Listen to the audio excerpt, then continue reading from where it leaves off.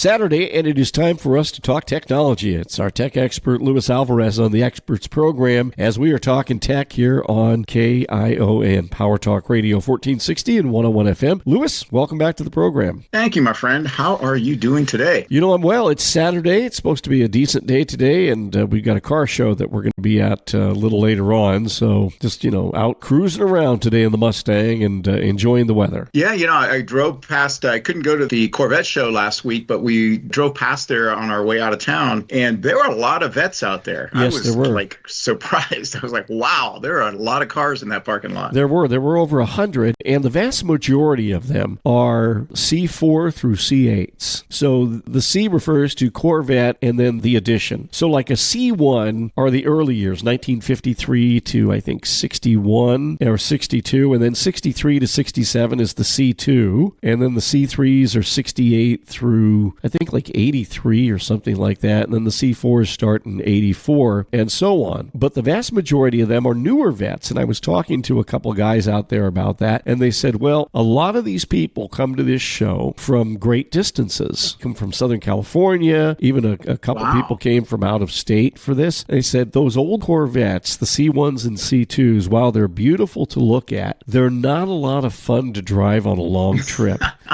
They kind of drive like a truck, and most of them are convertibles, and if you put the top on, it's drafty. And so for people that are like coming up from Southern California, San Diego, that kind of thing, they would rather travel in their newer vet than in their older one. A lot of Corvette owners will have multiple years. Like I know one fella here who has, I think he's got everything except a C6, something like that. He's got one of every, and the older ones, the earlier ones, he takes them out, but he only drives them around town. He'd never take them on a long trip. And so that's, generally the case. So, but it's a fun show, and they do it every 2 years. So the next one will be in 27, I guess, that they'll be back here. So, yeah, they look beautiful. They sure are. Hey, we've got Worldwide Developers Conference. That was held past Monday by Apple. A number of reveals came out of that. One of the most interesting things is that Apple is going to change the way they list the operating system editions. Yeah. Right now we're like at iOS 18 dot something, but coming up in 2026, they are going to jump from 18 to 26, and they now want to align the software operating systems with the calendar year, right? Yeah, so basically what they're going to do is go to the year of release. So actually iOS 26, which is the next iOS that's going to be released, will be available later this year, but they're calling it 26 because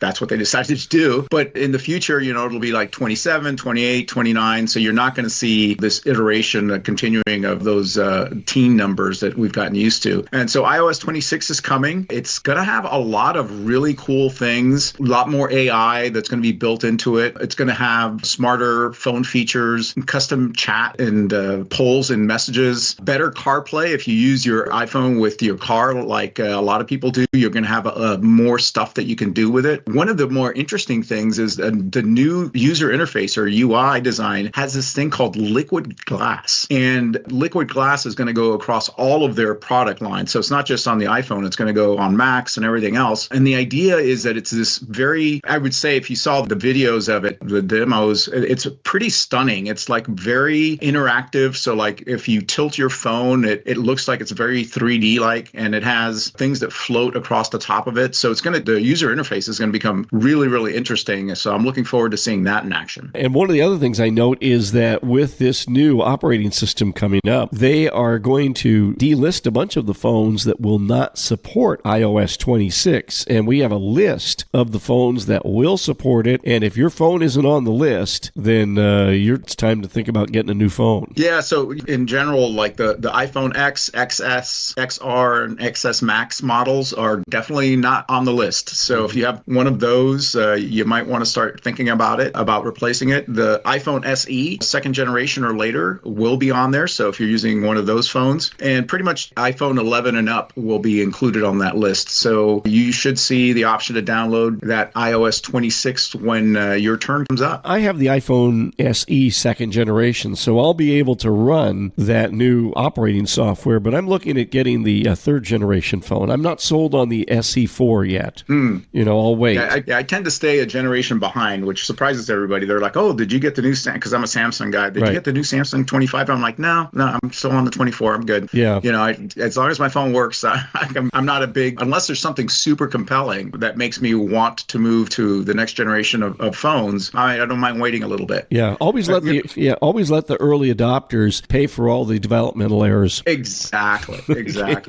All right. Well, one of the things that was surprising about the developer conference that Apple did was they didn't really talk much about Siri's morphing into an AI agent. Oh, yeah. Everybody was expecting to hear more about Gen AI powering Siri, but they admitted we're not there yet. We're going to be, it's going to take a while for us to get there. But they did say that they're going to be using ChatGPT, OpenAI's back-end generative AI engine, as the AI-empowered system that they're going to be using with their Apple Intelligence. Hey, one other thing, Louis, that I want to mention, and I know that looking ahead to Monday, we're going to be talking about avoiding scams, and maybe I'll tie this into that. So why don't you go ahead and talk about what we have coming up on Monday? Yeah, so Monday, there's a new scam that's out there that's targeting people with fake websites that take you supposedly to booking.com, and you'll want to tune in to learn more about it. And here's another scam that comes up, and we see this a lot on social media, and I saw this week, I think, on Channel 8's website, and it's nothing that they've done. It was actually on one of their social media postings, but it's on social media. Anybody with an account can post. You're not restricted generally. And this was about the vehicle accident that happened near the Bixby Bridge at 5 o'clock in the morning a couple of days ago, where a tourist from the Central Valley, Elk Grove, I believe, was walking in the middle of the highway and was hit by a vehicle traveling on the highway like it's supposed to. And they're not charging the driver because he was saying, hey, all of a sudden, out of nowhere, there's a guy in the lane. I'm going 50 miles an hour, and there was no way I could stop and not hit him. They have accidents down there because people tend to treat Highway 1 like it's a public sidewalk, and it isn't. But here's where the scamming comes in. You're reading people's comments about this accident, and all of a sudden there's a comment from someone who says, here's video of the accident. Okay, now why you'd want to see someone get run over by a car at like 50 miles an hour, I don't know. But at any rate, it's not the video link. It's a scam link. This happens on social media sites all the time. So you have to, put your Mr. Spock ears on and try and think logically about this before you click on it. First off, before you click on a link, who posted it? Click on their profile and see who they are. And generally, all of these scams, the people that post them are either very good-looking young men or very good-looking young women. Okay, it's never an older person. It's always some hip-looking young person that's posted this video. So then you have to ask yourself, why is it only that young people would be posting these, right? Then you click on the profile link and you see that this person has maybe one profile picture and their name. They have no place of residence listed. They have no job listed. They don't have any other friends that you're friends in common with. In fact, they don't even have a friends list, or maybe there's like 2 or 3 names. So that should be a dead giveaway that this is a scam. And typically, these are people that are in foreign countries that are doing this. They're not here in the U.S. or in North America, but they're somewhere across the globe. And it must be some kind of a bot or something that monitors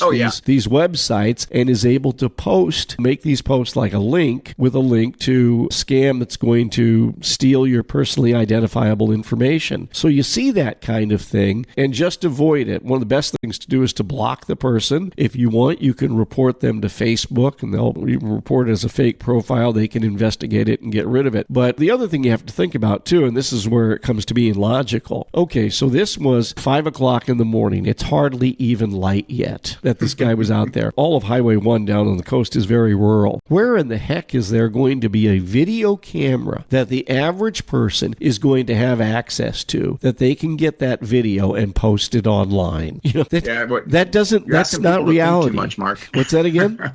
You're asking people to think too much. Yeah, I know. I'm asking people to think. I'm just asking them to think logically, right? Once you start thinking about this stuff, you begin to see, oh, this is garbage. This is just a scam, because a couple people had replied that they made the mistake of clicking on the link and it was a scam. So you just have to be careful about stuff like that. And here's the thing. If enough people stop using those scams, stop clicking on those links, the links will stop appearing because they won't be doing the scammers any good. Yeah, and if you're using a browser like Edge or Chrome, there's you can turn on tools that really will help you detect those fake links. Like there are services out there that Google and Microsoft invest in that rapidly identify these fake links and can block them if you try to click on them. So enable those security tools. If you go into your browser and go into settings, you'll see security tools, and you can enable those to help you protect yourself from doing damage to yourself. All right. Great information. Luis Alvarez, CEO of the Alvarez Technology Group, joining us today on Power Talk Radio. Online, alvareztg.com. At AlvarezTG is the X handle. Don't forget to join us on Monday in the 8 o'clock hour for our next program. And Luis, the toll-free number for the I-Team. Give us a call at 866-78-I-TEAM. That's 866-784-8326.